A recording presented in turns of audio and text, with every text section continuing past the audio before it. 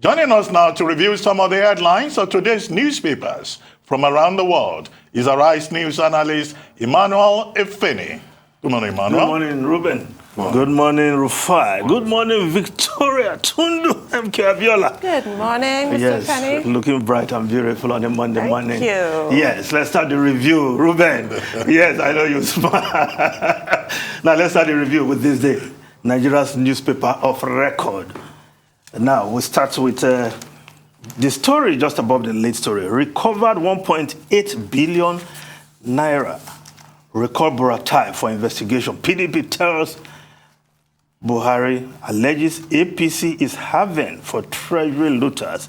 Yes, the People's Democratic Party calling on President Muhammadu Buhari to immediately recall the former Chief of Army Staff and Ambassador to Benin Republic, Lieutenant Tukur Buratai, to face investigations and clear his name over alleged connection with the 1.8 billion naira recovered by the ICPC in a property in Abuja. Well, the story is what it is. The former Chief of Army Staff, we saw him during the APC presidential campaigns. The aspirant was going around with one presidential aspirant. And one wondered whether he was still an ambassador or he has dropped that toga and joined politics full-time with the backing of the president, because an ambassador cannot leave his post without clearance from the government. But that is another story. Now, the lead story, Atiku, killings, insecurity persist because previous acts have not been punished. Says authorities must go beyond issuing threats. Declares everyone is vulnerable on PDP crisis. Vows to bring party together under a formidable umbrella. Yes, the candidate of the PDP, Atiku Abubakar, weighing in there on the killings and the level of insecurity in the country. Of course, berating the government of the day for always issuing threats. And people who carry out these dastardly acts are not being brought to book. So there is no deterrence, as it were. They do it, they get away with it. Of course, we get threats from the president. Never again giving marching orders, but these killings continue. Of course, over the weekend, number of persons killed in different parts of the country, mind-boggling.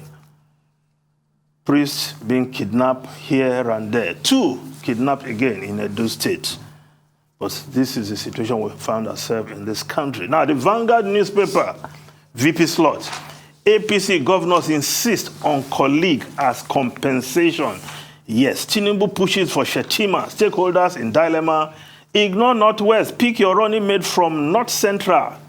Northeast APC tells Tinubu, yes, I know it will come to this. Because when those governors, 2 days to the convention of the APC, came out to say power must shift to the south, something they have not said all this while, I knew it's not going to be for nothing. Although some said it must have been because the president, speaking through the chairman of the party, Abdullahi Adamu, picked the Senate president as consensus. Perhaps if they had picked one of the governors, the story would have been different. But those governors came out, made their statement, and put their weight behind Asiwaju Bola and Tinubu. Now is compensation time. They are saying, according to this report, he has to pick one of those governors of the APC. And of course, among those governors is Samuel Lalong, the governor of Plateau State, who is a Christian. And I think that recommends itself to Bola Ahmed Tinubu if you were to look among the governors who backed him, who insisted that power must shift to the south. Of course, Otong is the chairman of the Northern Governors Forum for effect. Now, the Daily Sun newspaper... You mean Lalong, not Otong. Lalong, Samuel Lalong. Simon Lalong. Samuel Lalong, the governor of Plateau State, yes. Now, the Daily Sun newspaper, VP slot. Tinubu looks towards northeast, set to snub northwest APC governors as party keeps mum. Now, another story below the photograph on the front page of Daily Sun. PDP crisis, stakeholders shop for Ayu's replacement. Party setting up powerful committee to meet Wike, says BOT chair. Now, the Punch newspaper, PDP orders panel to beg Wike, drop ECOWAS, governors loyalists insist. Ex-VP's prize for picking ECOWAS over Wike may be to lose. Reps, others are saying. Rivers governor, PDP's pillar, we will beg him not to defect, argues BOT chairman. Replacing Wike with ECOWAS will create more crisis, says PDP shifting. Well, it is up to the candidates. The last time Atiku was accused of picking Peter Obi single-handedly, this time around it involved a number of committees. The effect is also not salutary to the extent that there seems to be division within the party, even if Reno Omokri will not accept that. But right now, even the bigwigs of the PDP, they know they have to do something different to get Nyenson Wike and some of his supporters, including Samuel Otom, governor of Benue State, and of course a certain Ayodele Fayoshe, yes, former governor of Ekiti State. Even if they are not contributing anything, it's better to have them inside than to have them outside the party opposing. Now, the Nation newspaper, PDP crisis, Atiku forecloses discussion on office sharing, standard bearer to meet Wike, lead reconciliation process. Now, if we just go to the Guardian newspaper, stakeholders fear Lekki Seaport will replicate Apapa pains. Infrastructure evacuation concerns undermine project viability. Operators seeks government intervention on cargo evacuation system. Experts say Fourth Mainland Bridge, Green Rail Line will address concern. Lagos to implement master plan in 6 months. Involve stakeholders, says committee head. Now, the first vessel landed at the Lekki deep sea port. Yes, the infrastructure that will service that port, if you travel along that Ekpe route, you know when you get to a point, the road narrows into one tiny bridge. Imagine when trailers are coming and going on that route. This is how we plan to fail because we have not planned well. I thought before that port starts receiving vessels, something would have been done about that road. Of course, the Ekpe Ijebu-Ode road has been dualized. That in itself is a good one. Thanks to Akinwumi Ambode, yes, who happens to hail from Ekpe. He attended to that issue, and the Ogun State governor had already taken up and dealt with the Ogun State end of that road. But the bridge on the Lekki-Ekpe road, after the port, is very tiny and narrow. That is not the kind of road that you service a deep sea port, where you have ocean liners, big ones, bringing lots of containers into the country. Now, let's look at the Daily Trust newspaper. Yes, the photograph there, the ramps, yes, ahead of the Muslim holiday that is just around the corner. But the lead story, 30 killed in Ogun, Yobe Kogi road accident. Autumn convoys involved in truck, as truck crushes 4 vehicles on Abuja Kefi Road. Yobe traders die on way from Kano. FRSC blames traffic violations, 9 trips. What we are doing about it, call spokesman. Now, the Business Day newspaper, Nigeria's second half economic outlook dims as headwinds mount. Yes, things are not about looking up in the economy. The Nigerian economy is expected to see further slowdown in the second half of the year as it is grappling with mounting numbers of issues. Of course, over the weekend, I discovered that bread in my neighborhood has gone up, and all the bakers shut their shop. Well, I've never heard in Nigeria that Nigerians protested over the price of bread. It happens in some other countries, but it has never happened in Nigeria that we went on streets to protest because of the price of bread. Now, the foreign newspapers quickly.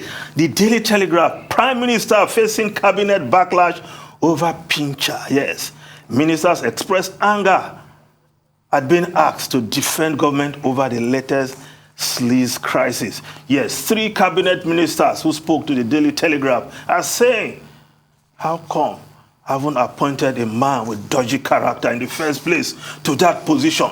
The Prime Minister now wants them to defend the indefensible, and they are not happy about it. Now, the Guardian newspaper revealed children of lone parents hardest hit by era of Tory austerity. Half of the 3.1 million children of UK single parents now in poverty. Figures exclusively obtained by the Guardian of UK is making that these children are living in relative poverty. And of course, they trace this back over time. The impact, of course, of state support by successive Tory government. And of course, this has left these women raising their kids alone in very dire straits. Reuben, Rufai, and Tundu. Yes, I listened to that interview with Buba Galadima. And of course, he went down to history, telling the Igbos that this is your chance, grab it, or you lose like you lost in the past. But a certain Dr. Alex Ekweme was vice president. And he was poised to becoming president after 8 years of Shagari. Then some guys in the north struck the names of the coup plotters or military junta, if you want to gloss it with some, include Muhammadu Buhari, Ibrahim Babangida, Sani Abacha. They truncated that democracy. And these men ruled Nigeria in turns. And Reuben used to say, there are owners of Nigeria.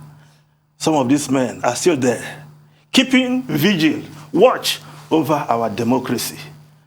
And you say that Peter Obi should just accept running mate to Kwankwanso. Another point he made, that they should emulate, the Igbos should emulate Asiwaju Bola Ahmed Tinubu, who served Buhari and has now gotten the ticket at last. Now, but you all who joined him to support Buhari to become president, including Kwankwanso, Buba Galadima, you have not left, and you are now singing a new tune, New Nigeria. I think we'll take that with a pinch of salt. Ruben, over to you. Well, I mean, I don't want to comment further on the interview. I'm sure everybody I had to do that because I was just watching from the sideline. We were here. Okay, but quickly, let me start with Boris Johnson. We said that after the G7 and, after attending the Commonwealth and all of that, he will still come back home to deal with issues. And the big issue before him now is the Chris Pincher issue, the group-itory, who went to the karting club and was grouping anybody in sight. He did it before. He has done it this time around and resigned from the government. But the question being raised is, what did the Prime Minister know about his character when he decided to give him such an important position to be Deputy Chief Whip, to put in charge of discipline a man who has no regard for self-discipline? And that is why now the replacement of 18 members of the executive committee is being said that, look, maybe if the right persons are put on that 1922 committee executive, then, of course, the parliament may have to revise his earlier position, that there will be no confidence vote again affecting the Prime Minister until a year later. He was given, a period of grace for a whole year. But now, there may be a second vote of no confidence being passed on him. Whether he survives that or not, or whether he's able to walk the tightrope is something to be seen. That's one. Two, I think that I find the front page of this day very interesting. Article, killings, insecurity persists because previous acts have not been punished. Well, I think someone should just take a screenshot of this and keep it. It may be useful in the event that Alhaji Atiku Abubakar emerges as president. If he becomes president, one of the things he will have to deal with is the challenge of insecurity in Nigeria. And he was saying this, that the authorities must go beyond issuing threats. He was later quoted in the story as saying the government should stop saying we will bring the perpetrators to justice. We will fish out the killers. If he says something like that as president of Nigeria, this will be a historic material to bring out and say, but you said government should not talk like this. Why is your own government talking like that? Finally, the picture on the front page of this day, referring to the 61st ordinary session of ECOWAS, which was held yesterday in Ghana, in Accra, Ghana. I think the major outcome of that is that the authorities of ESO State of ECOWAS, they've now decided to lift the sanctions on Mali. The military junta in Mali having now agreed to organize elections. And, ECOWAS are taking a very firm position on the issue of military coups, either in West Africa or in any part of the continent. So now, Mali, the diplomats will return, economic sanctions will be lifted. Mali has not been able to really pay its obligations. It was shut out of the regional financial system. But now the military junta has promised that they will organize elections by 2024, March 2024. And ECOWAS has agreed to that. And, now those sanctions have been lifted. But individual sanctions for members of the junta will remain. By the same token, Guinea and Burkina Faso have also had their sanctions lifted. But there is a comma with the case of Guinea. Guinea is asking for a 3 years period of grace before they organize elections. And the ECOWAS states are saying, no, by the end of July, they must give a commitment that there will be a transition and a timetable will be provided that there will be transition within 2 years. And I think that the authority of ECOWAS state are standing strong, resolute, on the issue of no coups being allowed, within this space called ECOWAS, be it in Guinea or in Burkina Faso or in... But the guys seem to be getting away with or in Mali. Well, but in the case of Mali, they've come up with a timetable, and it's for ECOWAS to hold them down to it. Otherwise, those sanctions... And you know what these military boys do with timetable? They change it. Well, they are mercurial. if they change the timetable, ECOWAS will again go against them. Oh. The AU, under its constitutive act, will say that military interventions are not allowed within this committee of nations. Doctor, but the interesting thing is that they said that before. In fact, I think at the dawn of the year 1990, a lot of people started saying, no, this was the end of the military era, because between I think 1965 to about 1990, if my memory serves me right, you had about over 110 coups in Africa. So it was the era for coups. At least almost every African state had like 1 or 2 coups. But things started coming back. There was a return to democracy. I think Ghana led the way in 92. They had a new constitution. They had elections. Jerry Rawlings, became democratically elected. But I'm shocked with this new emergence in Africa of coups now. And in my own estimation, ECOWAS is not doing enough. I think ECOWAS is just patting them on the back. The likes of Assimi Goïta and this other Tombobayi guy, they're just being patted on the back. We need to be serious with ourselves, because if we don't, it will open the room for other military boys to be able to come into the African continent. I'm not shocked at all. And that's what we are doing already with all these sanctions. And you and I know, we've talked about Russia. Yeah, sanctions don't work.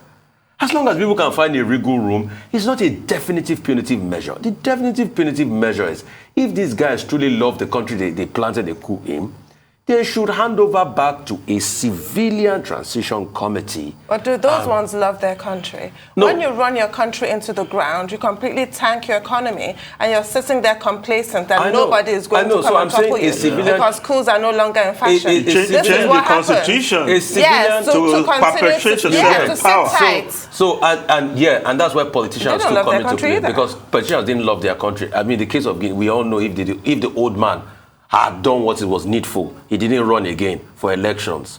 But is it not the thing with African leaders? And that's why we need to look beyond us and call out African leaders. Look at Ivory Coast, for instance. Look at what Alisa Ouattara did. So, but apart from that, we know African leaders share a big part of the blame. But we can't say because of that, we say, okay, yeah, cool is the other way to go. No. But that's what happens. This is the thing. And that's why we must all build democracy. It is a natural consequence of bad leadership, which is why no leader can afford to think coups are no longer fashionable. You can just sit there and act how you like. Have to be mindful. I hope they're listening. Give democracy a chance. Yes. If you stay there for 8 years, anyway, you should go. This is the thing. I don't think that there will be a time when the AU or the ECOWAS will not make, the kind of noise that should be made in terms of military intervention, so that it doesn't become another point. Pattern, Yeah, Dr. Abati, you just hit the nail on the head. So what they've done, when you put boots on the ground, is in order. It doesn't mean that if tomorrow another country goes downhill, the ECOWAS and the AU will not apply the hammer. And in the case of Mali, those sanctions have had some considerable impact. Anyway, thank you very much, Emmanuel Fenning. Thank you very much.